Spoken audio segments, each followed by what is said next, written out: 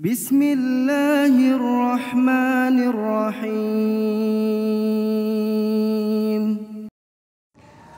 Bismillahirrahmanirrahim. Assalamualaikum warahmatullahi wabarakatuh. Alhamdulillahi wa kafa. Assalatu wassalamu ala nabiyyil mustafa wa ala alihi wa ashabihi ajma'in.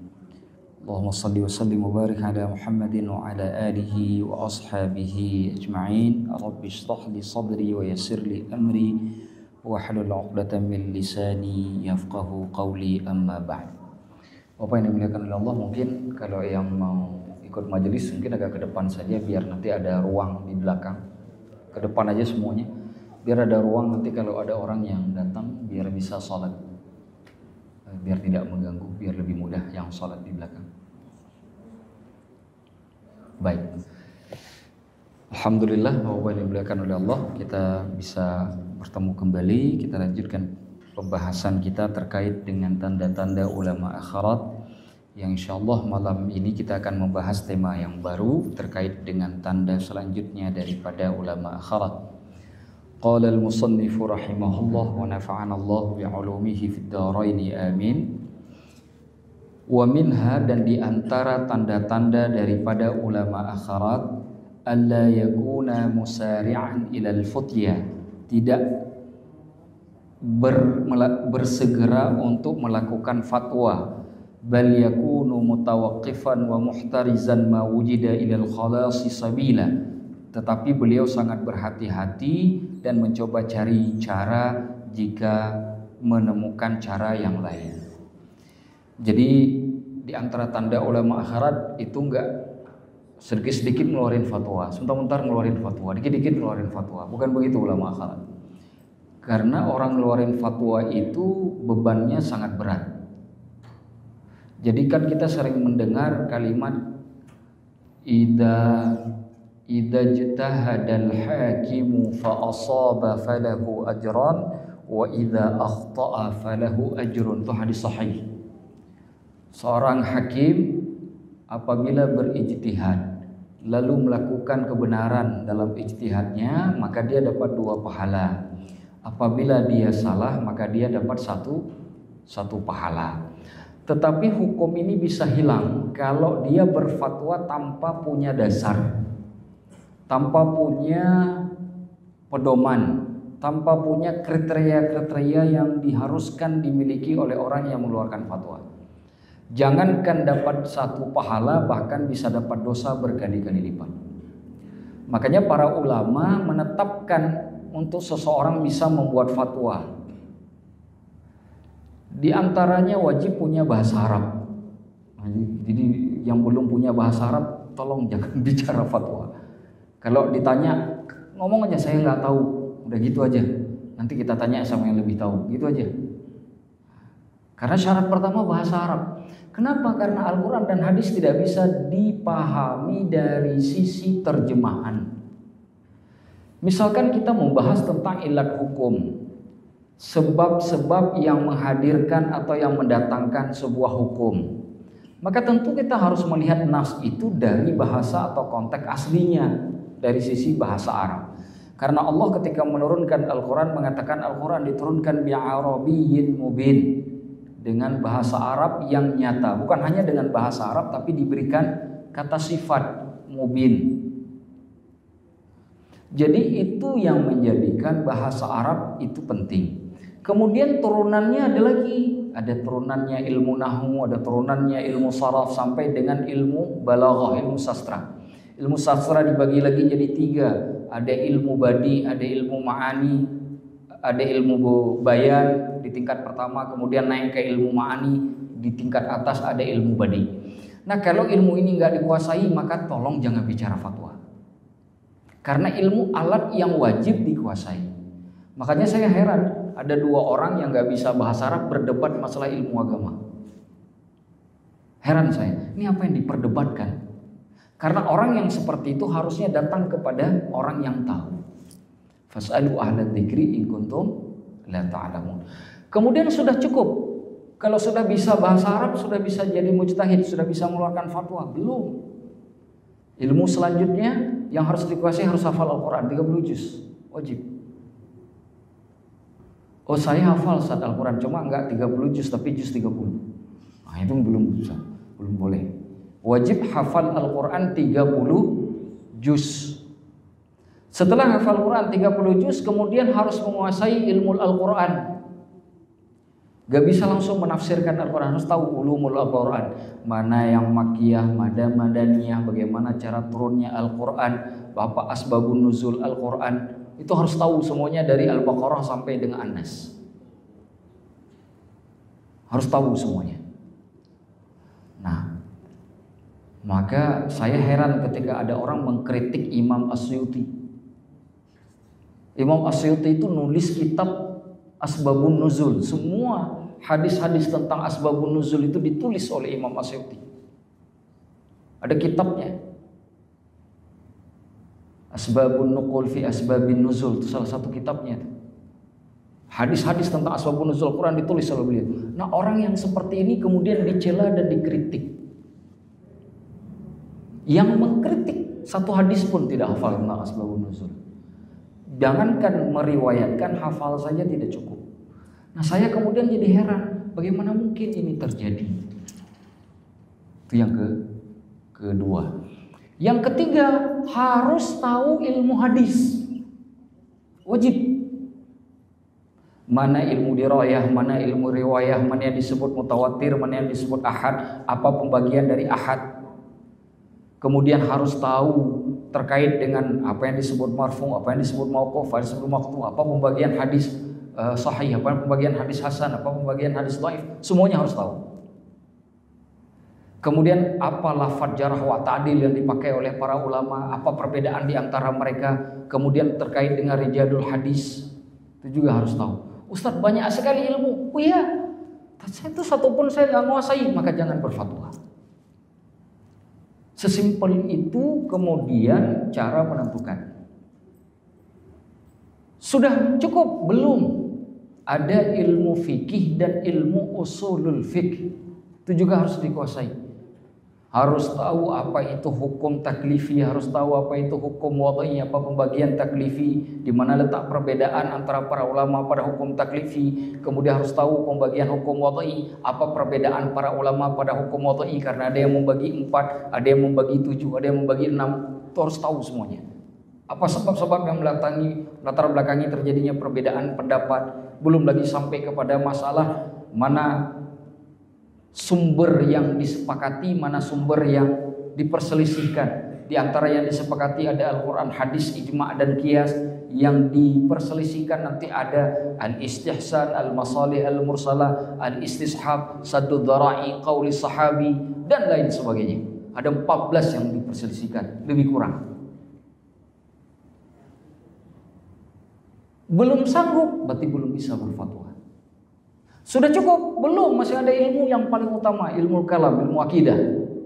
Harus tahu tentang sifat Allah, harus tahu nama Allah, harus tahu bagaimana sifat zat, harus tahu mana sifat af'al.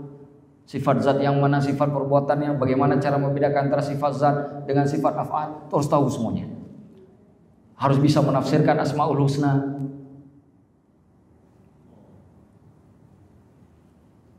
Kalau belum bisa semua ilmu itu, maka boleh-boleh berfatwa. Makanya kata Imam Al-Ghazali, "Lau sakatal jahil," sekiranya orang bodoh itu diam, laqallal khilafu bainal ummah, maka sungguh akan sangat sedikit perbedaan pendapat, perselisihan yang terjadi di kalangan umat. Ribut itu kan karena orang bodoh juga ikut ngomong.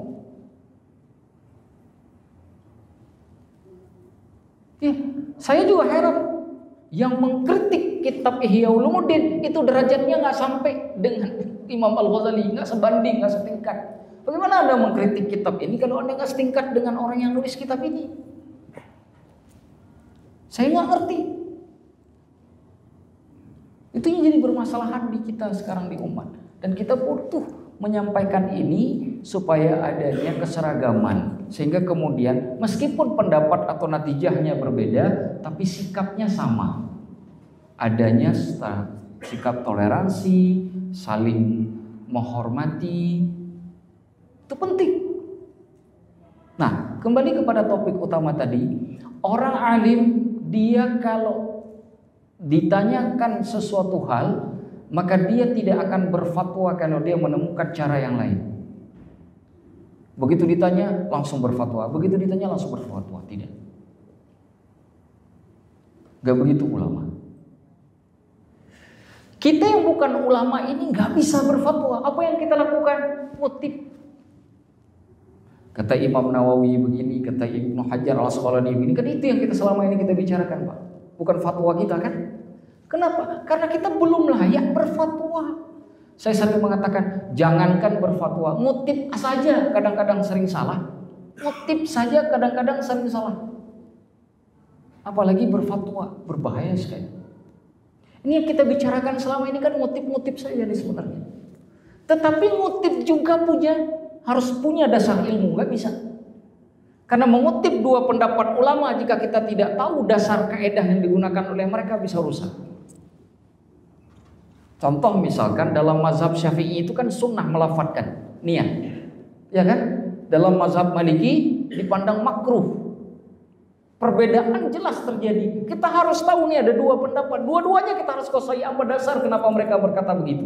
Apa kaidah yang digunakan, apa dalil yang digunakan. Nggak bisa asal motif. Harus ngerti. Kenapa harus ngerti? Karena ini bukan perkataan kita, perkataannya orang para ulama dari mazhab Syafi'i dan para ulama dari mazhab Malik. Bahkan kalau kita mau lebih jauh itu, mazhab Hanafi itu mengharamkan makan udang. Udang itu haram dalam mazhab Hanafi. Nggak boleh makan, Pak. Tapi kalau orang awam kan langsung, orang Hanafi ini nggak ada kerjaan memang. Itu yang enak, itu pula yang diharamkan. Itu orang yang nggak paham. Padahal kita harus mempelajari apa dasar mereka mengatakan hal itu. Apa dalil yang mereka gunakan? Apa istinbat hukum yang kemudian proses yang mereka lakukan untuk mendapatkan kesimpulan hukum. Jadi nggak bisa hanya sekadar asal kutip, harus tahu. Nah, itu adab ulama akhirat. Disebutkan oleh Imam Al-Ghazali di sini. Fa in su'ila amma ya'lamuhu tahqiqan bi nassi kitabillah aw bi nassi haditsin aw ijma'in aw qiyasin jali afta. Jika dia tahu pertanyaan itu secara konteks Al-Qur'an, nah zahir ayat Al-Qur'an, zahir hadisnya, atau dia ketahui ada ijma' para ulama di suatu masa tentang hal itu, atau berkaitan dengan qiyas jali, itu boleh dia berfatwa. Itu baru tingkatan orang alim itu. Ini kita nggak bicara kita, Pak. Kita orang alim. Al-Quran kita paham, hadis kita paham, ijma' kita paham. Qiyas. Kita sering menyebut qiyas itu sebagai analogi. Qiyas itu memberikan hukum pada sesuatu yang belum punya hukum dengan landasan permasalahan lain yang sudah ada hukum tapi punya kemiripan. Seperti makan ke minum misalnya. Maka dalam qiyas itu ada 4 rukunnya.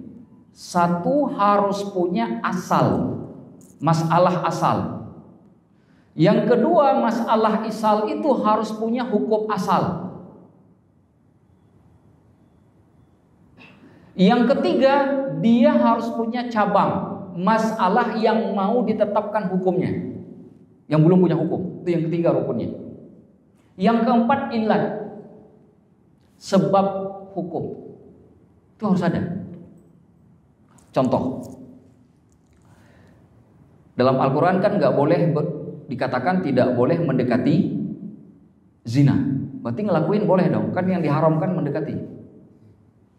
Benar begitu, Pak?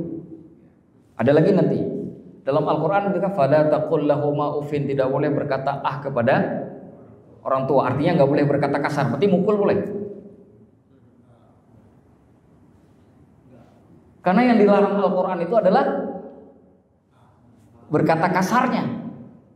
Mukulnya kan nggak disebutkan. Nggak ada larangan pemukulan orang tua di situ. Disinilah para ulama membuat hukum qiyas. Maka qiyas dibagi 2, ada jali, ada khafi. Yang jali itu yang sudah ada ilat hukumnya di dalam ayat Al-Quran. Misalkan pengharaman minuman keras, itu sudah disebut ilatnya adalah memabukkan. Khamar dalam bahasa Arab itu biasanya minuman yang difermentasi dari anggur sama kurma, Pak. Biasanya dari anggur tuh. Nah sekarang kan ada minuman yang alkohol punya. Pada masa Nabi kan gak ada minuman alkohol yang khamar. Pertanyaannya, kalau anggur yang difermentasi jadi haramnya alkohol, haram atau tidak? Karena gak ada ayatnya, gak ada hadisnya itu. Lalu nanti masuk kepada narkotika, putau, obat yang dikonsumsi itu narkotika atau yang suntik. Itu haram atau tidak? Karena yang diharamkan khamar. Kalau tidak menggunakan kias, ini semuanya jadi halal nih. Ilatnya memabukkan, maka ilat memabukkan itu dipakai. Oh, walaupun bukan fermentasi anggur, tapi karena ada alkohol dan ketika diminum memabukkan, haram. Menggunakan ma askara kathiruhu faqaliluhu haram. Yang banyaknya haram, mabuknya banyak haram, maka sedikitnya juga haram. Diambil hukum asal tadi pada khamar lalu dipakai kepada semua jenis minuman yang memabukkan, apapun bentuknya. Namanya wine, namanya di apa lagi? Sake, whisky, apa lagi? Nah, udah mulai diam, berarti banyak yang nggak terlibat dalam hal itu. Alhamdulillah. Kalau yang tahu jenis nanti ada yang nanya, engkau tahu banyak tahu jenisnya ini? Ya, macam-macam tuh, semuanya dihukum sama. Kenapa? Karena ilatnya itu namanya qiyas jani. Nah kalau pengetahuan tentang qiyas jali, para ulama itu boleh berfatwa. Tapi kalau qiyas khafi yang tidak bisa dipahami langsung dari nas ilatnya, mereka diam terlebih dahulu. Kenapa? Harus dicari. Mereka harus mengkaji, nggak bisa langsung jawab. Itu orang alim loh. Kita nggak peduli mau jali mau khafi, semua kita jawab. Nggak ada kutipan, nggak ada ayat, nggak ada kitab ulama referensinya juga nggak ada. Jawab aja semuanya. Kita memposisikan diri kita jadi mujtahid. Mengerikan sekali ya Allah. Sungguh mengerikan sekali. Kenapa? Sudah pernah saya bacakan dalam hadis dalam sini. Nanti di akhir zaman itu yang tersisa hanya orang-orang bodoh. Fasu'idu fa'aftau, mereka kemudian dimintai fatwa, ditanya tentang suatu persoalan lalu mereka pun berfatwa. Fadallu wa adallu, merekanya sesat, mereka juga menyesatkan orang lain. Itu masalahnya. Itulah kehebatan para ulama kita, hati-hatinya luar biasa sekali. Makanya kenapa terbentuk mazhab Syafi'i, ada mazhab Hambali, ada mazhab Maliki, ada mazhab Hanafi. Itu bukan perjalanan sehari, Pak. Itu perjalanan puluhan tahun. Kita baru belajar 2 minggu ingin mengkritisi mazhab itu. Jangankan orang dewasa, anak kecil juga ketawa. Permasalahannya sangat serius. Jadi ditetapkan seperti itu.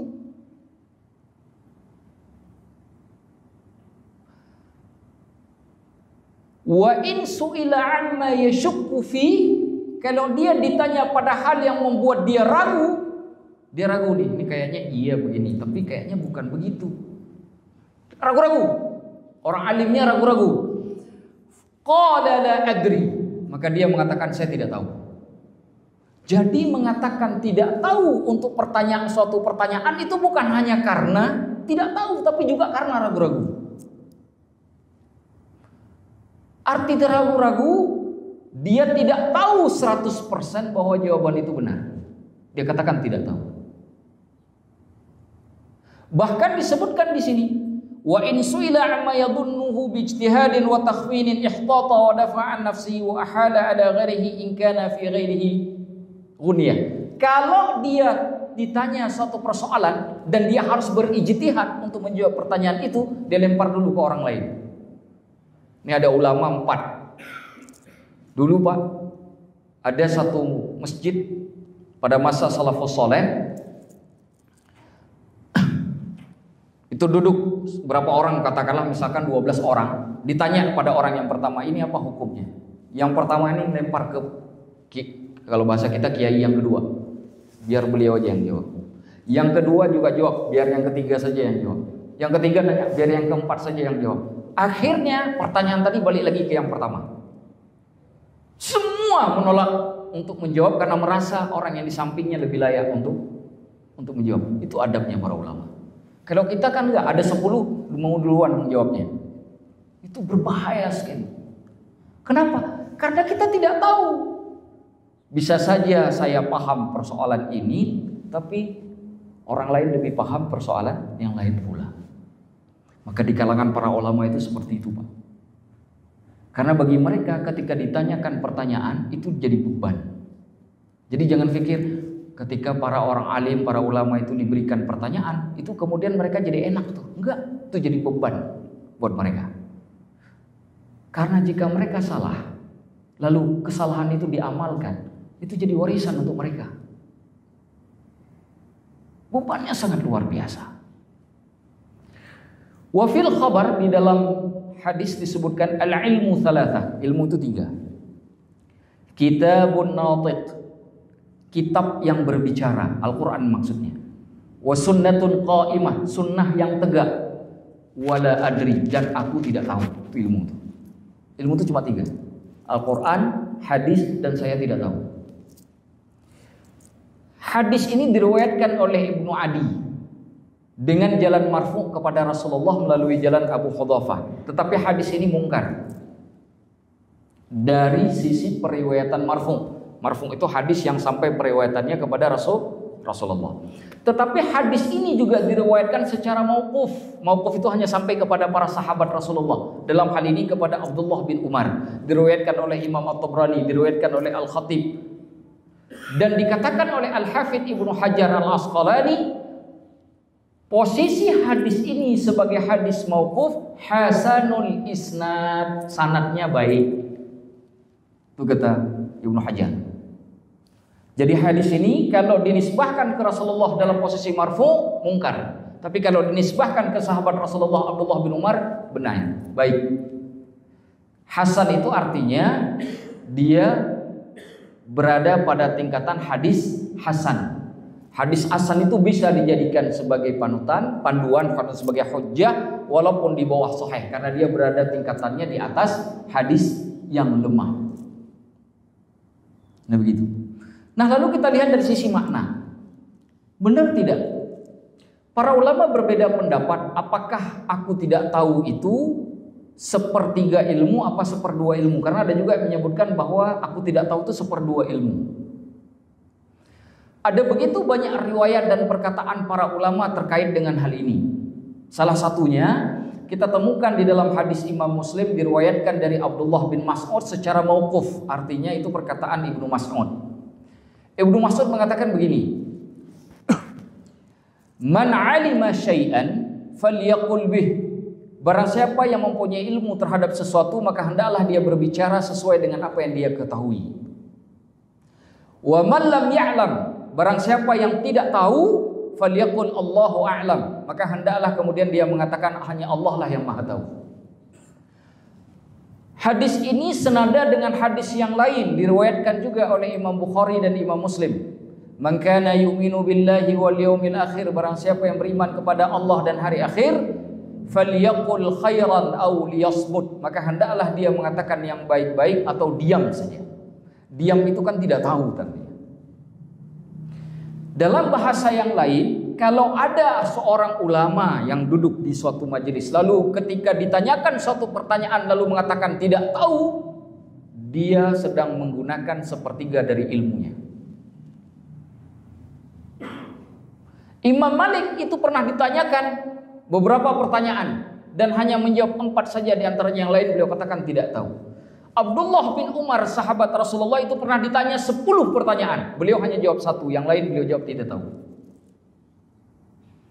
Jadi tidak tahu itu bagian dari keluasan seseorang yang punya ilmu. Orang yang cenderung sedikit ilmunya itu cenderung tahu semuanya. Orang yang sedikit ilmu itu cenderung tahu semuanya. Bapak lihat persakan pergi ke kedai kopi, itu kalau bicara misalkan masalah agama, itu lebih tahu dia daripada ustadz di masjid. Kenapa? Karena orang yang tidak tahu cenderung tahu semuanya. Cenderung Pak ya, cenderung itu bukan berarti tahu ya. Merasa dirinya tahu, dan itu bermasalah. Maka hati-hati. Ini diingatkan oleh para ulama dari dulu. Kenapa diingatkan? Supaya kita punya pegangan. Qala Sya'bi, berkata Sya'bi, la adri, perkataan aku tidak tahu, nisful ilmi, itu setengah daripada ilmu. Wa man sakata haitsu la yadri, barang siapa yang kemudian memilih untuk diam ketika ditanyakan dan di saat yang sama dia tidak tahu, lillahi ta'ala, itu bentuk pengagungan kepada Allah. Jadi diam ketika tidak tahu itu pengagungan kepada Allah. Falaysa bi aqalli ajran mimma nata, li'anna al-i'tiraf bil jahli asyaddu 'ala nafsi. Baik. Saya baca perkataan lainnya karena waktu kita tinggal sedikit. Karena Ibnu Umar, Abdullah bin Umar, idza su'ila 'anil futya, apabila diminta untuk mengeluarkan fatwa, qal, beliau berkata, idhab ila hadzal amir alladhi taqallada umuran nas fadha'ah fi unuqi. Kalau beliau ditanya tentang suatu fatwa, beliau tunjuk siapa pemimpin di masa itu. Khalifahnya siapa? Nah, pergi ke khalifah sana nah. Itu yang ngurusin urusan umat. Letakkan masalah yang kamu tanyakan itu di lehernya. Karena seorang pemimpin akan dimintai pertanggungjawaban oleh Allah terkait dengan semua masalah umat manusia yang dia pimpin. Kullukum ra'in wa kullukum mas'ulun ar-ra'iyyati. Setiap kamu itu adalah pemimpin dan kamu akan dimintai pertanggungjawaban terkait dengan kepemimpinanmu. Ya menurut batasannya masing-masing. Yang nggak punya jabatan ya ditanya tentang kepemimpinan terhadap keluarganya. Bagi yang belum menikah bagaimana Ustaz? Ditanya tentang kepemimpinan terhadap dirinya. Tetap saja kita pernah memimpin. Nah bayangkan kalau dia amir. Sampai segitunya tuh. Wa qala Ibnu Mas'ud, berkata Ibnu Mas'ud, innal ladzi yuftin nas, adapun orang yang berfatwa kepada manusia, fi kulli ma yastaftunahu, pada setiap masalah yang diminta fatwa, la majnun, sungguh itu adalah orang yang tidak waras. Kalau ada orang berfatwa pada semua masalah yang ditanyakan kepada dia, dia fatwa semuanya, maka orang itu adalah tidak waras. Kenapa? Karena mustahil itu bisa dilakukan. Para sahabat aja memilih diam, bagaimana kita tidak? Makanya saya sering mengatakan bagi tingkat kita, sering-seringlah untuk mengutip, cari sumber referensi. Nggak bisa mengutip, nggak tahu sumber referensi, maka memilih diam adalah lebih utama. Wa qala, dan Ibnu Mas'ud juga berkata, junnatul alim la adri, perisainya orang alim itu adalah perkataan aku tidak tahu. Fa in akhta'aha faqad usibat muqatiluh, jika dia kemudian salah dengan mengatakan tidak tahu, maka dia tetap selamat dari para orang yang mencacinya. Wa qala Ibrahim bin Adham berkata, laisa syai'un asyadda 'ala syaitan, tidak ada hal satupun yang lebih berat atas syaitan, min 'alimin, daripada seorang yang alim, yatakallamu bi'ilmin wa yaskutu bi'ilmin, ketika dia berbicara menggunakan ilmu dan dia diam juga karena ilmunya. Yaqul, lalu syaitan pun berkata, unzuru ila hadza, coba perhatikan orang ini, sukutuhu asyaddu alayya min kalami, diamnya dia itu lebih berat atasku daripada bicaranya dia. Itu kata syaitan itu. Kenapa? Karena dia pun diam dengan ilmu, bicara pun dengan ilmu. Maka kalau ada orang berbicara tanpa ilmu, diam pun tanpa ilmu, sungguh celaka. Itulah pentingnya kenapa kita perlu belajar. Wallahu a'lamu bissawab. Kita berharap kepada Allah semoga semua kita dijaga oleh Allah. Nah, saya ingin memberikan kesimpulan dari apa yang sudah kita bicarakan terkait dengan adabnya orang alim, dan kita ingin mencontoh. Satu, bagi kita yang belum alim, kalau berbicara, pertama kita harus nuntut dulu ilmunya. Kalau sudah ilmunya kita miliki, maka biasakan untuk mengutip. Jangan berbicara atas dasar persepsi aku dan saya, tapi mengutip. Mengutip itu butuh kepada ulamanya, butuh kepada kitabnya, dan butuh kepada kaedah-kaedah yang mereka jabarkan. Saya tidak bisa mengutip apa yang disampaikan oleh Imam An-Nawawi kalau saya tidak tahu dasar atau bagaimana cara beliau mengambil kesimpulan hukum itu. Saya nggak bisa kutip. Walaupun saya tahu kesimpulannya A, tapi saya tetap tidak bisa mengutip karena saya tidak tahu bagaimana beliau melakukan hal tersebut. Jadi mengutip saja itu ada metodologinya. Itu satu. Yang kedua, bagi kita yang merasa masih jauh dari apa yang sudah dibahas tadi, bahasa Arabnya belum bisa, Al-Quran cuma hafal kulhu sama inna ataina, hadis yang cuma dihafal, hadis apa? As-salatu imaduddin, salat yang agama itu aja yang kita hafal. Udah 30 tahun cuma itu hadis yang kita hafal. Nah cukuplah. Setiap kali ada masalah, diam. Tanyalah kepada orang yang lebih tahu sebagai bentuk amalan fas'alu ahla dzikri in kuntum la ta'lamun. Tanyalah kepada orang yang tahu kalau kamu tidak tahu. Yang terakhir, ketika kita menemukan ada orang alim di dalam satu majelis lalu mengatakan aku tidak tahu, dari pertanyaan ditanyakan oleh orang yang ada di majelisnya, ingatlah bahwa beliau sedang menggunakan adab berilmu yang sebagian ulama mengatakan itu adalah sepertiga dari ilmunya, yang sebagian yang lain mengatakan itu adalah seperdua dari ilmunya. Karena adab orang yang beralim, kalau dia tidak benar-benar tahu, bukan hanya sekedar tidak tahu, tapi benar-benar tahu, masih ragu, maka diharuskan bagi orang alim untuk mengatakan aku tidak tahu. Nah seperti itu.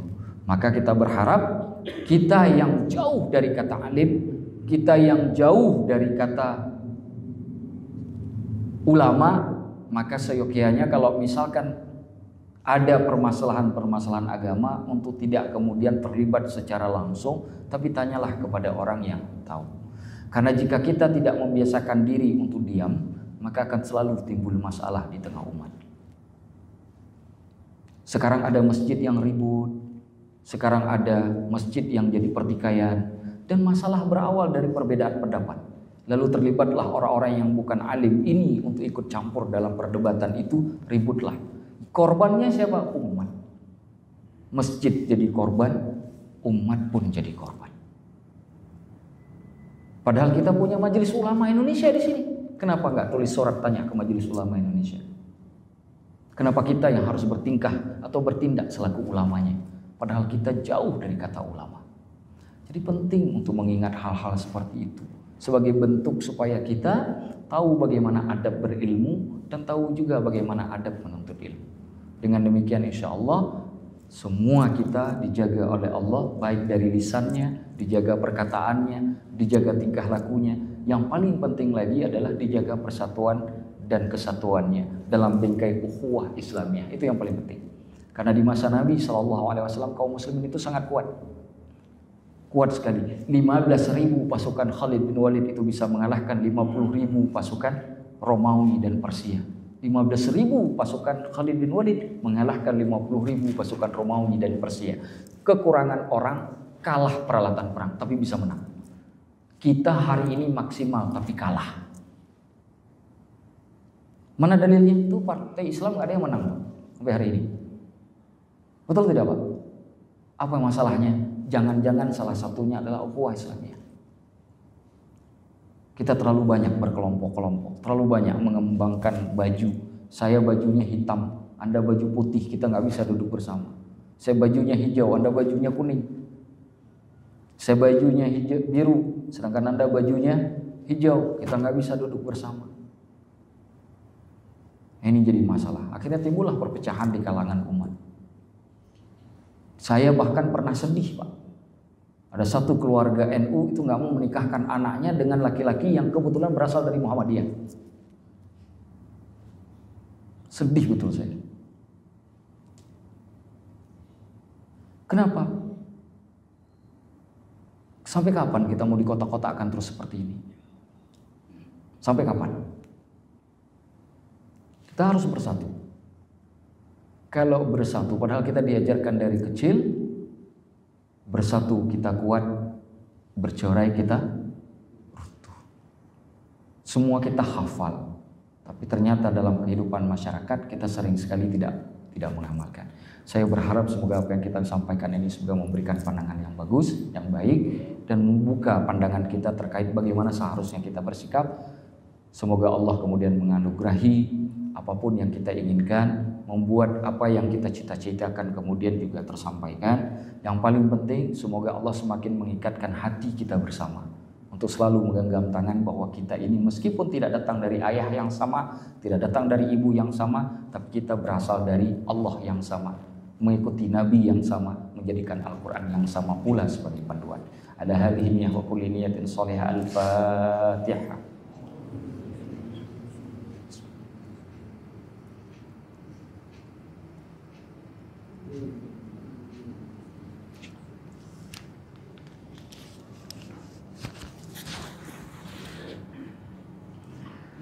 Kita masih ada waktu sekitar 8 menit lagi. Mungkin ada 1 atau 2 pertanyaan yang barangkali ditanyakan, saya persilakan kalau ada. Boleh. Terima kasih. Assalamualaikum warahmatullahi wabarakatuh. Waalaikumsalam. Singkat aja. Ini tadi kan Ustadz menyampaikan mengenai perkara fatwa. Kemudian bagaimana yang keilmuannya nggak cukup, nggak usah terlalu banyak yang mengeluarkan statement-statement yang nggak pas lah bahasanya gitu. Nah kan kita nih kan, saya pribadi kan thalibul ilmi kemarin nih, paling tidak saya punya sedikit ilmu menyampaikan kepada keluarga, saudara atau siapa. Batasannya di mana sih Pak Ustadz? Satu, kedua nih masalah fatwa. Fatwa dari mulai perjalanan dari para ulama terus sampai sekarang itu kan sifatnya itu dinamis ya, ada pergerakan. Apa sih yang menyebabkan fatwa itu ada perubahan? Ya itu aja. Terima kasih. Assalamualaikum warahmatullahi wabarakatuh. Waalaikumsalam warahmatullahi wabarakatuh. Pertama, mana batasannya? Saya sering, kalian pernah saya sampaikan di majelis ini, kalau baru ngerti Al-Fatihah jangan ngajarin Al-Baqarah. Kalau baru tahu Al-Fatihah jangan ngajarin Al-Baqarah. Saya bisa doa salat, ajarkan saja doa salat, jangan ngajarkan doa kematian misalkan. Jadi apa yang sudah kita pelajari, apa yang kita ketahui, misalkan kita harus ngajarkan ke keluarga kita, maka batasan itu yang harus dijaga, jangan dilebih-lebihkan. Makanya dalam redaksi hadis, kalau misalkan perawi hadis melebih-lebihkan, itu ketahuan dari kalangan ulama yang lain. Enggak, ulama ada 5 ulama lain tidak meriwayatkan kalimat itu dia cuma dia, berarti itu tambahan dia. Sampai begitu Pak. Nah itu saja yang harus diingat, batasan-batasannya, batasan yang harus kita ketahui. Tapi kalau kita ingin bicara sampai pada tingkatan hukum segala macamnya, tentu butuh ulama dan referensi, kitab, metodologi pengambilan hukum yang dilakukan oleh para ulama itu juga kita harus kuasai. Perjalanan kita jauh Pak. Ulama itu belajar fikih saja itu ada yang 30-40 tahun baru berfatwa. Bagaimana mungkin sekarang ada orang belajar 2 minggu tiba-tiba ingin berfatwa? Itu Syekh Abdul Qadir Jailani itu yang namanya selalu disebut di Indonesia kan? Lahul Fatihah, berapa banyak itu di antara kita yang memberikan Al-Fatihah kepada Syekh Abdul Qadir Jailani. Itu belum mendirikan tarikat. Itu sudah belajar fikih 30 tahun. Kita belajar tarikat enggak belajar fikih sedikit pun. Itu aja udah kebalik. Imam Al-Ghazali itu bicara falsafah dan ilmu kalam itu sudah belajar, itu sudah alim dalam ilmu fikih, ilmu hukum. Beliau punya kitab namanya Al-Basit yang merupakan ringkasan dari kitab gurunya Imamul Haramain Al-Juwaini dalam kitab fikih, diringkas oleh beliau dalam kitab Al-Basit. Kitab Al-Basit itu diringkas lagi oleh beliau juga, oleh Imam Al-Ghazali, diberi nama kitab Al-Wasit. Kitab Al-Wasit diringkas lagi oleh beliau jadi Al-Wajiz. Imam Ghazali juga yang ringkas. Kitab Al-Wajiznya Imam Ghazali kemudian dijadikan sebagai dasar untuk menulis kitab Al-Muharrar oleh Imam Ar-Rafi'i, yang kemudian kitab Al-Muharrarnya Imam Ar-Rafi'i diringkas oleh Imam An-Nawawi, nama kitabnya Minhajut Talibin wa Amdatul Mufti. Kitab itu kemudian disyarah lagi oleh Imam Jalaluddin Al-Mahalli. Kitabnya namanya Kanzur Raghibin atau disebut kitab Al-Mahalli. Itu kitabnya Imam An-Nawawi. Itu gimana lihat tuh peredaran. Di mana letak Imam Al-Ghazali dalam ilmu fikih coba. Kemudian disyarah juga salah satu kitab yang besar yang mensyarah namanya Tuhfatul Muhtaj karangan Ibnu Hajar Al-Haytami, yang disebut-sebut begini, siapapun yang bisa menguasai kitab ini seluruhnya itu sudah jadi orang alim dalam ilmu fikih mazhab Syafi'i. Tapi tetap punya dasar kepada kitabnya Imam Al-Ghazali. Beliau belum bicara tentang falsafah, filsafat, belum bicara tentang ilmu kalam, tentang akidah, sudah alim ilmu fikihnya. Syekh Abdul Qadir Jani belum mendirikan Qadariyahnya. Tarikat Qadariyah itu sudah belajar fikih 30 tahun. Kita sudah ikut Qadariyah, fikih nggak ngerti apa-apa. Kebalik kita belajarnya, Pak. Kita balik. Makanya kenapa ilmu itu cepat sekali hilang di kita? Karena kita yang belajarnya saja udah ngikuti aturan. Saya ada datang satu orang hamba Allah minta, "Ustaz, tunjukkan tarikat mana yang harus saya pelajari. Jangan masuk tarikat dulu. Kamu belum layak." Kenapa belum layak? Karena ketika kamu masuk tarikat, kamu nggak punya patron. Ilmu akidah belum belajar, ilmu fikih belum belajar. Ulama dulu begitu. Sekarang ada lagi belajar filsafat. Tapi nggak kuat ilmu kalamnya. Begitu sudah belajar filsafat mulai ngomong macam-macam. Al-Quran itu ada kalam Allah, ada kalam Nabi Muhammad, ada kalam Malaikat Jibril. Itu Al-Quran. Itu sudah ada, Pak, hari ini di Jakarta. Sudah ada yang mengatakan Al-Quran itu bukan hanya kalam Allah. Apa dasarnya? Belajar filsafat nggak belajar ilmu akidah. Imam Al-Ghazali itu sudah tulis buku Al-Iqtisad fil I'tiqad tentang bab akidah. Artinya apa? Beliau paham betul Al-Munqidh minadh dhalal, itu paham betul ilmu akidah. Baru beliau bicara filsafat, sehingga nggak akan kacau. Tapi kalau langsung ke filsafat, akidahnya nggak kuat, selesai hidup. Sekarang boleh semua agama nanti sama. Nah, kalau semua agama jadi sama, ya kitab suci semuanya juga sama. Kan ini kacau nanti. Padahal agama selalu berpijak pada subjektivitas, bukan objektivitas. Agama nggak boleh diajak objektif. Yang harus agama itu bersifat subjektif, karena agama harus mengatakan aku yang paling benar. Semua agama begitu. Sekarang sudah ada mazhab itu sudah lama, Pak. Itu yang. Kemudian kedua, kenapa fatwa itu berubah-ubah? Fatwa itu yataghayyaru bi taghayyuril azmani wal ahwal. Fatwa itu bisa berubah sesuai dengan kondisi waktu dan tempat. Perempuan itu wajib nggak sholat 5 waktu? Wajib. Tapi begitu datang haid, haram, Pak. Bukan cuma tidak wajib, haram. Perempuan kalau sholat dalam kondisi haid, dosa. Berubah nggak hukumnya, Pak? Berubah. Babi haram atau tidak? Saya berada di satu tempat laparnya, subhanallah, nggak kelihatan, yang kelihatan cuma babi. Haram tidak? Halal. Tapi ada syaratnya, asal nggak nambah. Kalau nambah jadi haram balik, kembali lagi ke haramnya. Jadi fatwa selalu berubah sesuai dengan waktu dan tempat. Nah, untuk memahami perubahan waktu dan tempat harus punya ilmunya. Harus punya ilmunya. Kalau tidak bisa. Saya kira begitu, Pak, ya. Ya, insya Allah. Yang lain mungkin nanti kapan-kapan kita sambungkan karena sudah waktu salat Isya. Saya akhiri sampai di sini. Hadanallahu wa iyyakum ajma'in. Aqulu qawli hadza wa astaghfirullahal adzim. Wassalamualaikum warahmatullahi wabarakatuh. فبأي آلاء ربكما تكذبان